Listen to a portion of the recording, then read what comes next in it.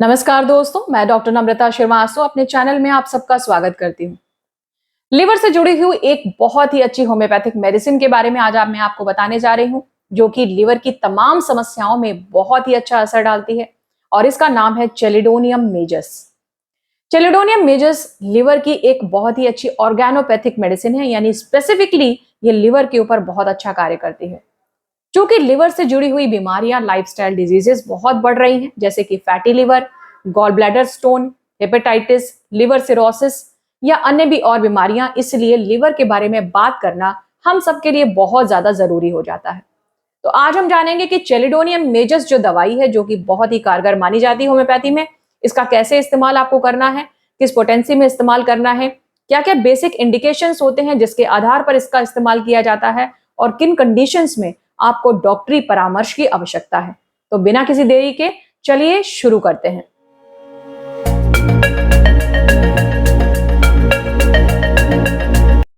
दोस्तों, लिवर से जुड़ी हुई तमाम समस्याओं में जो सबसे ज्यादा जो जिम्मेदार फैक्टर होता है, वो होता है बाइल। यानी कि अगर लिवर सही तरीके से बाइल का निर्माण नहीं कर रहा है, बाइल सही तरीके से अवशोषित नहीं हो रहा है, तमाम जो डाइजेस्टिव को जो कार्य है उसको नहीं परफॉर्म कर पा रहा है, तब शुरू होती है लिवर से संबंधित समस्याएं। और इन्हीं कंडीशंस में जो सबसे एक्यूट कंडीशन जो उभर के आती है, वो है हेपेटाइटिस, यानी आम भाषा में जिसे कहा जाता है पीलिया यानी जॉन्डिस। तो पीलिया यानी जॉन्डिस की जो पिक्चर उभर के आती है, वो सबसे ज्यादा जो चेलिडोनियम मेजस का जो पेशेंट होता है उसके अंदर देखने को मिलती है। बेसिकली जो चेलिडोनियम जो दवा होती है, वो एक पौधा होता है, पीले रंग का फूल होता है जिसका, उससे बनाई जाती है। यानी कि जो प्राकृतिक जो गुण होता है उस फूल का, सेम वही कलर हमें बॉडी यानी इंसानी शरीर में देखने को मिलता है। आंखें बहुत ज्यादा पीली हो जाएंगी, स्किन का कलर पीला मुरझाया हुआ हो जाएगा, टंग का कलर यानी कि जीभ का कलर बहुत ही ज्यादा पीला हो जाएगा, यूरिन और स्टूल भी बहुत ज्यादा पीले हो जाएंगे। साथ ही साथ हमें बॉडी के एक विशेष हिस्से पर दर्द महसूस होगा, और वो होगा हमारे दाहिने कंधे के जो हड्डी होती है, ठीक उसके नीचे बहुत तेज एक दर्द अनुभव होगा। ये चेलिडोनियम का एक मेजर लक्षण होता है।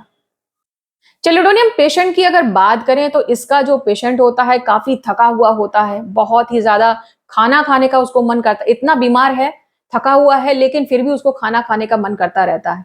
जो कुछ भी वो खाता है वो या तो गर्म होना चाहिए, ठंडा नहीं होना चाहिए, और जैसे ही मौसम बदलता है उसकी तकलीफें फिर से शुरू हो जाती हैं। इसके साथ ही साथ पाचन क्रिया बहुत सुस्त हो जाती है। लिवर जब कमजोर है तो पाचन क्रिया उसकी सुस्त हो जाएगी, डाइजेशन वीक हो जाएगी, पेट का ऊपरी हिस्सा ब्लोटेड सा रहेगा, और साथ ही साथ पेट में भयंकर दर्द भी होता है।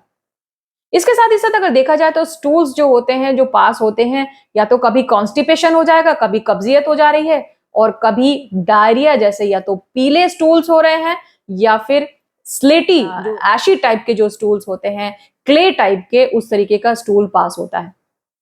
आंखों में एक बहुत ही ज्यादा पीलापन दिखाई देता है, जो आंखों का जो सफेद वाला भाग होता है वो बहुत ही ज्यादा पीले रंग का डर्टी येलो दिखाई देता है। इस तरीके के अगर सिम्टम्स उभर के आ रहे हैं तो डेफिनेटली यहाँ पे चेलिडोनियम का बहुत ही अच्छा रोल है। एक और बहुत बड़ी खासियत है चेलिडोनियम की, ये गॉल ब्लैडर स्टोन्स की लगभग एक स्पेसिफिक दवा है। यानी कि किसी को अगर गॉल ब्लैडर स्टोन की प्रॉब्लम आ रही है तो तत्काल आप सर्जन के पास पहले मत भागिए। पहले आप कोशिश करिए कि अपने शरीर के इस अंग को कैसे बचाया जाए, और इस अंग को बचाने के लिए हमारी जो सबसे कारगर होम्योपैथिक मेडिसिन में से एक है, और वो है चेलिडोनियम मेजस। यानी कि ये गॉल ब्लैडर की जो सूजन आ रही है उसको भी कम करने में सहायता करेगी। गॉल ब्लैडर स्टोन्स अगर स्टार्टिंग स्टेज में है, अभी तत्काल बनना शुरू हुए हैं, वहां पे स्लज इकट्ठा हो रहा है, तो उसको घोलने का भी काम करेगी, बाइल को रेगुलेट करेगी, बाइल के जो सर्कुलेशन है उसको बढ़ा देगी, और वहां की सूजन को भी समाप्त करेगी। लेकिन अगर ये गॉल स्टोन्स बड़े बड़े हो गए हैं, ये काफी ज्यादा कॉन्सेंट्रेटेड यानी कई संख्या में है, तो इनको गलाना इतना आसान नहीं है। तब आपको कुछ दिन और इंतजार करना पड़ेगा इस दवा को प्रयोग करने के बाद, और डॉक्टरी सलाह की भी आवश्यकता है कि चेलिडोनियम के साथ और कौन कौन सी दवाइयां ली जाएं जिसके साथ आपको गॉल ब्लैडर स्टोन्स गलाने में मदद मिले। कई बार ऐसा होता है कि आपको पूरी जानकारी नहीं होती है, आप दवा को या तो गलत तरीके से इस्तेमाल कर रहे होते हैं, या फिर कोई एक मेडिसिन का इस्तेमाल कर रहे होते हैं, पूरा जो प्लान ऑफ ट्रीटमेंट है वो आपको नहीं पता होता है, इसलिए आपको परिणाम नहीं मिलता है और जिम्मेदार ठहराया जाता है होम्योपैथी को। लेकिन अगर आप सही तरीका अपनाते हैं, खुद से भी अगर आप दवा ले रहे हैं तो उसे ज्यादा दिन तक प्रयोग मत कीजिए। फायदा है तो ठीक है, अगर फायदा नहीं है तो डॉक्टरी सलाह लेने में हिचकिचाइए मत। उसके साथ और कौन कौन सी दवाइयां ऐड हो सकती हैं, कौन कौन सी दवाइयां आपको और मदद कर सकती हैं, उसको भी जानने का प्रयास कीजिए। डाइट प्लान के ऊपर ध्यान दीजिए, तब आपको मिलेंगे संपूर्ण फायदे। अगर गॉल ब्लैडर स्टोन जो है कॉमन बाइल डक्ट में फंस जाता है और इसकी वजह से ऑब्स्ट्रक्टिव जॉन्डिस की स्थिति उत्पन्न होती है, यानी कि कोई पथरी थी वो जाके कॉमन बाइल डक्ट में फंस गई और इसकी वजह से पीलिया जैसे सिम्टम्स उभर के आने लगे, पेट के ऊपरी हिस्से में बहुत ही ज्यादा भयंकर दर्द होने लगा, मरीज का टेम्परेचर अचानक से बहुत हाई हो गया, तब मेडिकल इमरजेंसी के रूप में भी चेलिडोनियम मेजस को 10-10 बूंद आधे आधे घंटे पे दिया जा सकता है, जिससे कि उस दर्द में ना सिर्फ आराम मिलेगा बल्कि उस मेडिकल इमरजेंसी कंडीशन को भी तत्काल कंट्रोल में लाया जा सकता है और इसके बाद फिर आप डॉक्टरी परामर्श के लिए तत्काल जा सकते हैं।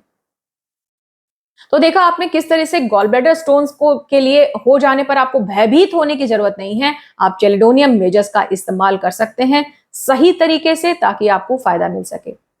अब इतनी महत्वपूर्ण जानकारी के बाद मैं आपको यह भी बता देती हूं कि आखिर में इसकी डोज क्या होनी चाहिए, यानी किस तरीके से आपको इस्तेमाल करना है ताकि आप इसका मैक्सिमम बेनिफिट उठा सकें।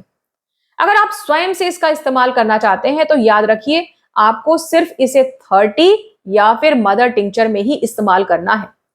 कभी भी होम्योपैथिक मेडिसिन का ज्यादा पावर में इस्तेमाल या फिर एक्स्ट्रा जो आपको डोजेज है ये बिना डॉक्टरी परामर्श के नहीं करना चाहिए।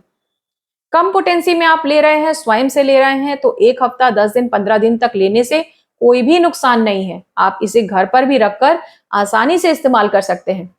पहले हम जान लेते हैं कि कौन सी पोटेंसी सबसे ज्यादा फायदेमंद है। तो मदर टिंचर इसका ज्यादा फायदेमंद साबित होता है एक्यूट कंडीशन में, यानी जॉन्डिस की स्थिति में, या किसी को अपच की समस्या हो रही है, लीवर की वजह से कोई प्रॉब्लम अगर उत्पन्न हुई है या आपकी फैटी लीवर भी हो रहा है, तब इसे 5 बूंद आधे कप पानी में कंडीशन की सीवियरिटी के हिसाब से 3 बार लिया जा सकता है। कंडीशन अगर ज्यादा सीवियर है तो इसे 10-10 बूंद 3-3 घंटे पर भी रिपीट किया जा सकता है 48 घंटे तक, और उसके बाद 10 बूंद सुबह दोपहर शाम आधे कप पानी में 30 दिन से 45 दिन तक लिया जा सकता है। ध्यान आपको यह देना है कि जब आप इन दवाइयों का सेवन कर रहे हैं लक्षणों के आधार पर कि आपको बेनिफिट मिल रहा है कि नहीं, फायदा मिल रहा है कि नहीं। अगर फायदा मिल रहा है तब तो बहुत अच्छी बात है, अगर फायदा नहीं दिख रहा है तो आप अपने डॉक्टर से एक बार कंसल्ट जरूर करें। तो इस तरह से आपने जाना कि आप किस तरीके से लिवर रिलेटेड प्रॉब्लम्स में, जो फैटी लिवर है, जो जॉन्डिस का केस है, जो ऑब्स्ट्रक्टिव जॉन्डिस का प्रॉब्लम है, एसजीओटी एसजीपीटी आपका बढ़ा हुआ है, या गॉल ब्लैडर की प्रॉब्लम की वजह से एएलपी और जीजीटी बढ़ा आ रहा है, तो कहां आप इस तरह दवा का मैक्सिमम फायदा घर बैठे उठा सकते हैं। तो उम्मीद करती हूँ दोस्तों कि आज का वीडियो आप सभी के लिए बहुत ही ज्यादा काम का साबित होगा। आपने आज कुछ नया सीखा, और अगर आप मेरे चैनल पर पहली बार आए हैं, मेरा वीडियो आपको अच्छा लगा हो, तो मेरे चैनल को सब्सक्राइब करना बिल्कुल मत भूलिएगा, क्योंकि इसी तरीके का इंफॉर्मेशनल कंटेंट मैं आपके लिए बनाना चाहती हूँ और ज्यादा से ज्यादा लोगों को होम्योपैथी के बारे में अवेयर करना चाहती हूँ कि किस तरीके से लाइफस्टाइल डिजीजेस के लिए होम्योपैथी एक रामबाण दवा है।